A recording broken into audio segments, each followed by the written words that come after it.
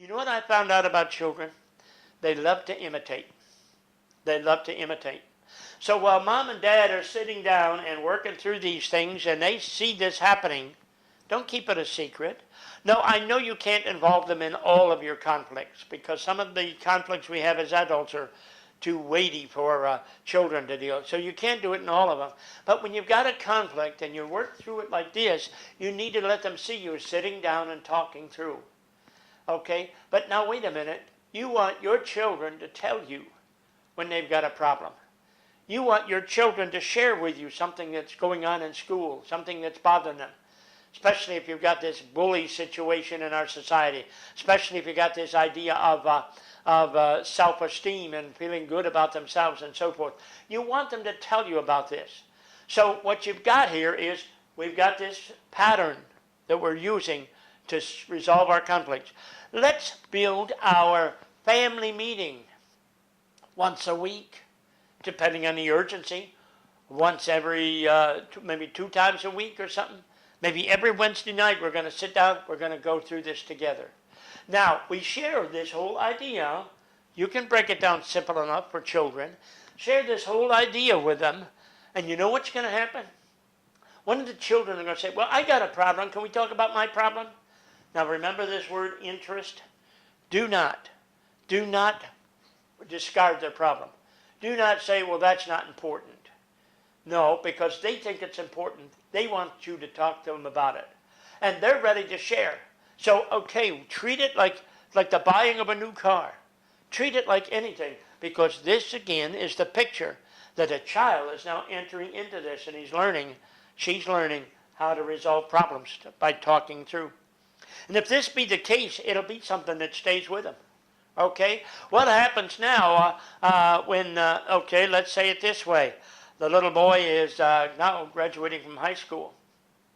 And we think he's going off to college. And we're thinking, well, what college you going to? I'm not going to college. I'm going to the military. Wait a minute, where'd that come from? Well, we never talked before. I didn't think you cared. Okay? We need to talk about these things because you're preparing the ground where they know you're ready to listen. If they got some decisions to make and they want you to help them with them, maybe the decision of a college. Now, can you contribute something to a conversation like that? Can you be willing to listen to the child's conversation? Let me talk to you about this listening.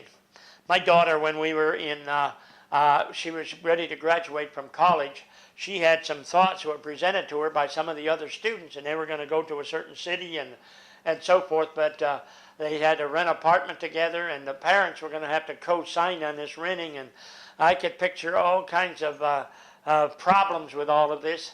But with it, her and my wife were talking back and forth, and I was in the same room listening to everything.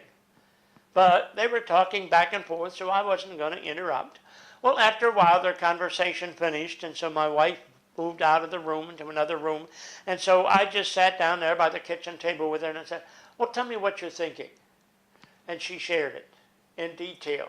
She went over it. I know I heard it all. Wait a minute. I want to hear what you're saying, what you're thinking. You know what happened? After that, she shared it. She ran out of the things to say. She covered it thoroughly. Well, what do you think? Wow. Now my opinion helps. You see, if you want to give your opinion to your children and you want them to respect your opinion, you better listen to theirs first. You treat them like you want to be treated. It's not the idea, well, I'm the boss and you do that because I tell you to do that. No. It's the idea that you've earned the right to be listened to because you first listened to them. And that's what this whole thing does for you. Okay? And you can help the child when they're talking about something. Well, can you tell me what the cause is? Okay. Do you know what caused this person to do this to you in that classroom? Can you tell me, well, what are our options? Remember the thing we went through with that anger management for children? What would be the best way to handle this? And what do you think would be the outcome of the best way? Okay? Well, what really needs to happen to this? And let the child come up with the answers. Do not, and this is one thing we told you, do not answer for the child. Because if you're doing this, then they're going to think, well, what does he want me to say? No, I'm not going to give them that option. You tell me what you think. What do you think needs to happen? Okay? Well, if that happens, how will this help in the future? Okay? And go over this with the child. And do it with patience. Do it, don't just jump in there because you want them to say this and so forth, but do it with patience, letting the child know that you're ready to listen. Now, when that child's ready to go to college, guess what? They're going to be talking to you about it. This family meeting can be a meeting that lasts as long as they're in the home. This family meeting can be of utmost importance, but one of the messages that you're sending to your child is conflict shouldn't be feared. We will sit down, talk about it, and work our way through it. It's very important that we understand the value of conflict in the building of relationships, the value of conflict in resolving situations. Now let's go back to the new car, okay? So Jimmy is 5 years old, all right? Think of what we got here.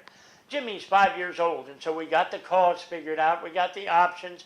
Okay, we're talking about the options, and Jimmy doesn't know the difference between a Cadillac and a Chevrolet, price-wise and all of this. And it's like, yeah, he might say Cadillac, but we can't afford a Cadillac, Jimmy.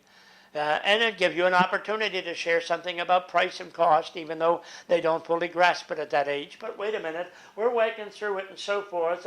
And so what is the child's interest and so forth? Well, they don't know anything about some of these things, but wait a minute. I bet you your 5-year-old has a favorite color. Okay? So in all of this, you might throw that question, well, what color should we get? Bring it down to something he can contribute to. So he gets it in this color that, okay, we'll buy it in that color. Now the next door neighbor comes over and sees this car in the driveway. Wow, that's a beautiful color. And there's little Jimmy standing there and he says, I picked the color. What else is he saying? I'm part of the family. They listen to me. I belong here. That's what you're doing when you have these kind of things happening. That's what the boss is doing when he's talking to his personnel. That's what's happening. You're making them feel they're part of the company, part of the family, part of the business. You're making room for them so that their opinion counts. And you're going to find productivity much better in the home or in the factory. You're going to find that things are going to go much smoother because somebody's listening. I've got an investment in it. Even if the investment is only my opinion about something, but somebody's willing to listen, and I care about that.